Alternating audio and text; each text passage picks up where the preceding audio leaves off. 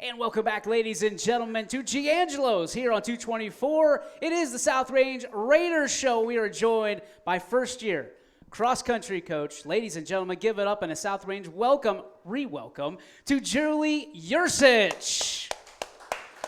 Welcome, welcome, welcome. We appreciate you being here tonight. Thank you for having me. Oh, always. So cross-country, we've covered cross-country before. Challenge, right? Because it's all over the map, and every course is different.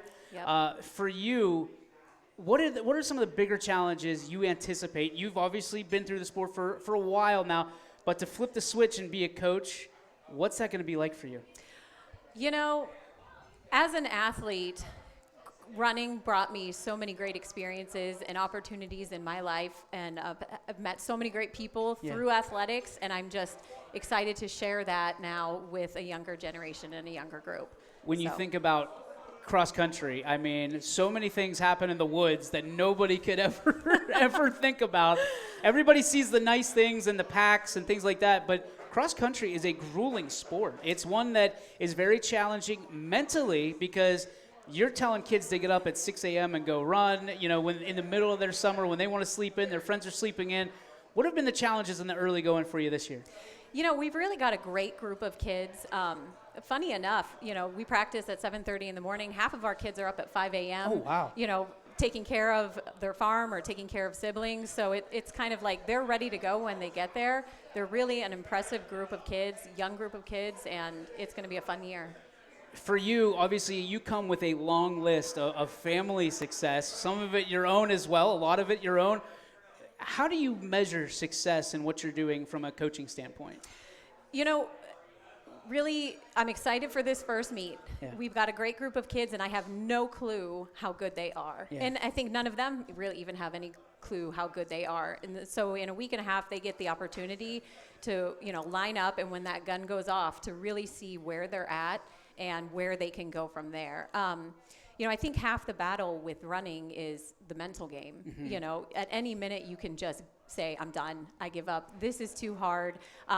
But you work them out in practice, and they do difficult things in practice so that when the race comes, it's not so tough. You've done harder things than that. I have to imagine that some of the rigors of running are, you know, what do you think about? Are you thinking about running? Are you thinking about music? Are you thinking about your personal life? So for you, you said half of the battle is exactly that. How did you get through it, and how do you correlate that to your runners now? No music. No music. No Got music. It. If you know, my college coach was pretty funny about that. He said no headphones, because if you're listening to music, you're not thinking about the pain. Oh wow.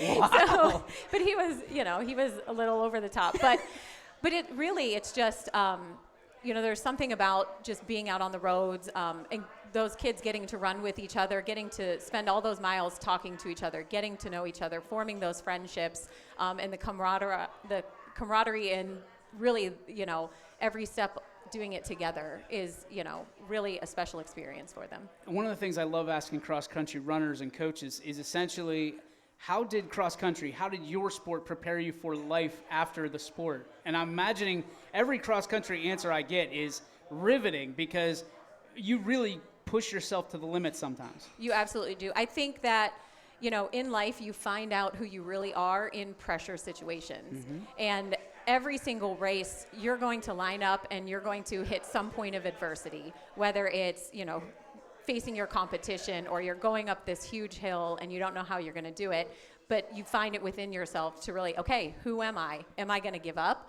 or am I going to, you know, go for it? And cross country gives you that opportunity to find out. Let's go through your roster. Who stands out to you this year? Who are you expecting a lot from? Who are you leaning on? You know, I am new, so I am just getting to know these girls for the last few weeks. And when I found out I was going to be coming back here in the spring, and I talked with Coach Kenny, you know, he kind of said, I don't know what girls we're going to have on that roster, and half of our team is new. Wow. And I joke, we have a lot of sprinters that, you know, in the last track season we're sprinters. I think it's going to be the first team in cross-country history to toe the line with sprinter blocks at the start. But that's just, you know, I won't let them do that. They're ready. But they're ready, you know. And so really, again, I just can't wait for a week and a half to see the race start and see where kids are at. We do have 3 seniors this year. We have Bella and Grace, who do have some experience behind them and some high expectations. They want to really make the most of their senior year. And then half of our team is freshmen after that. So very young team. Interestingly enough, Coach Kenny brought to my attention, no women's or girls' South Range cross country team has qualified for the state meet since I ran here. Oh, wow. Back no pressure. in 2000. So it's been 25 years since a girls team went to the state meet. So I will happily accept that challenge. I love it.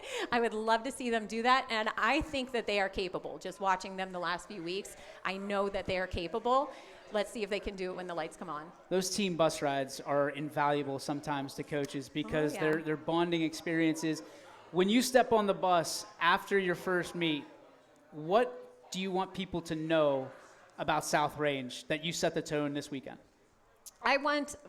More than anything, I want the kids on the bus to really feel a sense of accomplishment and excitement more than anything for what lies ahead and what they can accomplish as a team. And I want everybody else, to watch our bus pull away and think, oh man, South Range is back. I love it. South Range is back. One last question before we let you go.